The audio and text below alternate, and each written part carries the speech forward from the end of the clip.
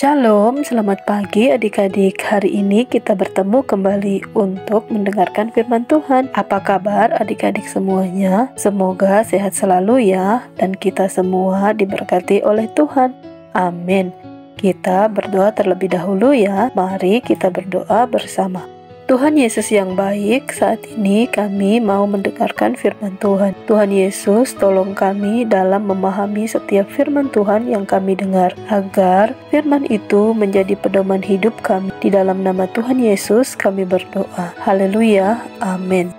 Adik-adik, mari kita langsung membuka Alkitab kita di dalam kitab 1 Raja-Raja pasal yang ke-18 ayat 1 sampai ayat yang ke-18. Adik-adik, setelah 3 tahun berlalu, datanglah firman Tuhan kepada Elia. Tuhan menyuruh Elia pergi untuk bertemu dengan Ahab, sebab Tuhan hendak menurunkan hujan di atas tanah Israel. Sementara itu, di istananya, Ahab memanggil Obadya, kepala istananya. Obadya adalah seorang yang sungguh-sungguh hidup takut akan Tuhan. Obadya pernah menyembunyikan nabi-nabi Tuhan sebanyak 100 orang, yang kemudian dibagi menjadi 2 kelompok, 50 per kelompok, dari tangan Isabel istri Ahab. Ia menyembunyikan mereka, nabi-nabi itu, dan mengurus semua apa yang diperlukan oleh mereka. Adapun kelaparan di tanah Israel sangatlah berat, kekeringan ada di mana-mana. Sebab itu Ahab meminta Obadya untuk pergi menjelajahi negeri itu. Barangkali mereka bisa menemukan air ataupun rumput untuk hewan peliharaan mereka. Dengan begitu mereka bisa menyelamatkan hewan-hewan itu dan tak perlu untuk memotongnya. Jadi Obadya pergi mengikuti apa yang diperintahkan oleh Raja Ahab. Obadya pergi ke arah yang satu dan Ahab pergi ke arah yang lain, tetapi mereka tidak menemukan baik air ataupun rumput. Di tengah perjalanan untuk mencari air dan rumput itu, Obadya bertemu dengan Elia, dan Elia menyampaikan bahwa ia ingin bertemu dengan Ahab. Tentu saja Obadya menjadi takut karena selama ini Ahab telah mencari-cari Elia kemana-mana, namun Elia tidak ditemukan, dan Ahab selalu meminta untuk bersumpah dengan sungguh bahwa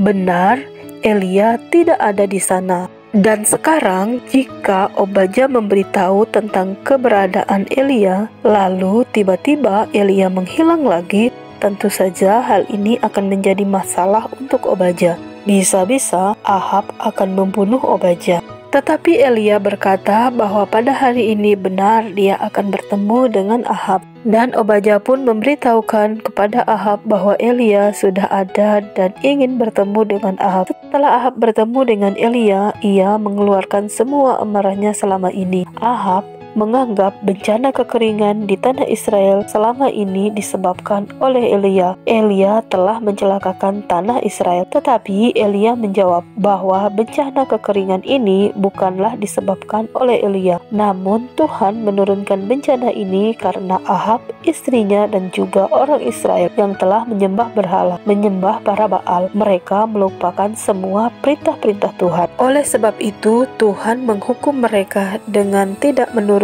hujan, dan kekeringan terjadi di tanah Israel. Dan Elia meminta mereka untuk segera bertobat dari segala sesuatu yang mereka lakukan yang menyakiti hati Tuhan. Adik-adik sekolah minggu, rancangan Tuhan itu selalu baik kepada kita ya. Ia tidak pernah memberi rancangan yang buruk, kecelakaan, bencana, bahkan masalah. Terkadang karena ketidaksetiaan kitalah yang membuat kita menerima semua itu. Kita disentil oleh Tuhan. Terkadang kita lupa untuk berdoa, lupa untuk bersyukur, dan lupa untuk berbagi. Dan banyak lagi hal-hal yang kita lupakan. Padahal Tuhan Allah paling senang kalau anak-anaknya menjadi anak-anak yang setia dan taat kepadanya. Dan kalaupun kita telah berbuat dosa atau kesalahan di mata Tuhan, kita harus cepat-cepat menyadarinya dan meminta ampun kepada Tuhan adik-adik. Karena Tuhan pasti mengampuni setiap dosa-dosa kita adik-adik, asalkan kita mau mengakui setiap dosa dan kesalahan kita di hadapan Tuhan. Adik-adik, kita harus mencontohi Elia dalam hal kesetiaannya kepada Tuhan. Elia tetap setia kepada Allah sekalipun ia mengalami kesulitan. Elia menjadi musuh raja karena ketaatan dan kesetiaannya kepada Allah. Karena kesetiaannya inilah dia berani menegur keluarga Ahab. Hal ini membuat Ahab marah dan benci kepada Elia. Dan selama ini Elia dianggap bersalah oleh Ahab karena bencana kekeringan yang terjadi. Dan jangan menjadi seperti Ahab ya adik-adik, yang tidak setia kepada Tuhan dan tidak mau mengakui kesalahannya sendiri. Ia malah menuduh orang lain yang menjadi penyebab bencana kekeringan di tanah Israel. Ahab menuduh Elia, dan Ahab adalah contoh yang buruk yang tidak perlu kita teladani adik-adik.